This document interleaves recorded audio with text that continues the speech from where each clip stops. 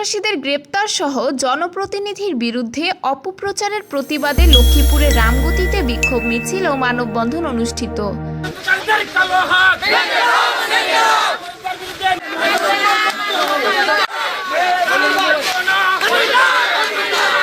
এতক্ষণ শুনছিলেন শিরোনাম। এখন অবিরাম তথ্যের প্রবাহে প্রতিদিন লক্ষ্মীপুর খবরে থাকছে বিস্তারিত। অবিরাম তথ্যের প্রবাহে প্রতিদিন লক্ষ্মীপুর খবর। লক্ষ্মীপুরের রামগতিতে জলদস্যু ও সন্ত্রাসীদের গ্রেপ্তার সহ জনপ্রতিনিধির বিরুদ্ধে অপপ্রচারের প্রতিবাদে বিক্ষোভ মিছিল ও মানববন্ধন করেছে স্থানীয় বাসিন্দারা। রোববার বিকালে রামগতির মোহাম্মদপুর বাজারে সর্বস্তরের জনসাধারণের উদ্যোগে বিক্ষোভ মিছিল ও মানববন্ধনে অংশ নেয় স্থানীয় এলাকাবাসী ও ক্ষতিগ্রস্ত জনগণ।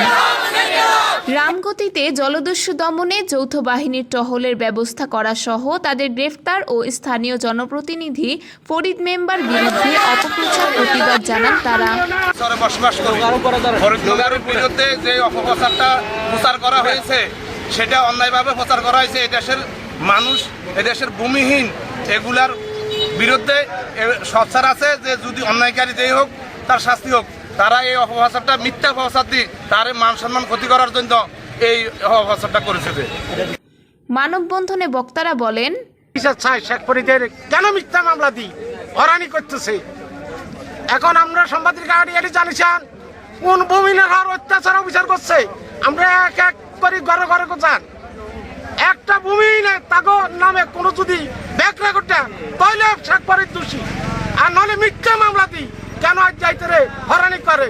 আমরা এটা প্রশাসনের কাছে আবেদনটা এবং বিএনপির দল থেকে বহিষ্কৃত উনি তার দলবল নিয়ে ক্যাডার বাহিনী, আমি কিছু ক্যাডার বাহিনীর নামও জানি, তারা যে একদম প্রকাশ্য অস্ত্র নিয়ে ঘাটে উঠছিল, ব্রিজ ঘাটে এবং রামগতি ঘাটে এবং রামগতি বাজারের সকল ব্যবসায়ী তাদেরকে চিহ্নিত করছে।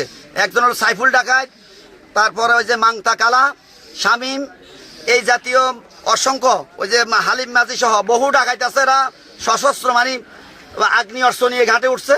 এটা প্রত্যক্ষ সকল ভূমিহীন সাক্ষী দিছে এবং তারা দেখছে এবং তারা পরবর্তী তাদের বিপক্ষে অবস্থান নিছে। অন্তত 5,000 লোক সেদিন তাদের উপরে ঝাঁপিয়ে পড়ছে এই অস্ত্রশস্ত্রের বিরুদ্ধে এবং ব্যবসা প্রতিষ্ঠান টিকানোর জন্য। আমার নিজের ঘর দরজা ভাঙচুর করছে, প্রত্যক্ষ আমরা এটা তদন্ত করে দেখতে পারেন। এখনো ভাঙচুর অবস্থা, মহস্য অবস্থা এখনো আছে। যখন সরকার ক্ষমতা হস্তান্তর করছে, রামগতি মাছঘাট এবং ব্রিজঘাট অসংখ্য ডাকাত বাহিনী দিয়ে ওই সাবেক চেয়ারম্যান, বাস্তু চেয়ারম্যান এবং সে আবার বিএনপি ছিল, এখান থেকে বহিষ্কৃত। তার অপকর্মের কারণে তাকে দল থেকে বহিষ্কার করা হয়েছে। সে তার বাহিনী নিয়ে অসংখ্য ঘর দরজা ভাঙচুর করছে। আমার নিজের ব্যবসায়ী প্রতিষ্ঠানও সে ভাঙচুর করছে। করার পরে এই এলাকার সকল ভূমিহীন বলেন, নদীতে ও সাগরে জলদস্যু দমনে নানা সময়ে প্রতিবাদ করায় আমার বিরুদ্ধে মিথ্যা অভিযোগ ও সামাজিক যোগাযোগ মাধ্যমে অপপ্রচার করা হচ্ছে। আমি এর সুস্থ বিচার, অপপ্রচারের তীব্র নিন্দা ও প্রতিবাদ জানাই।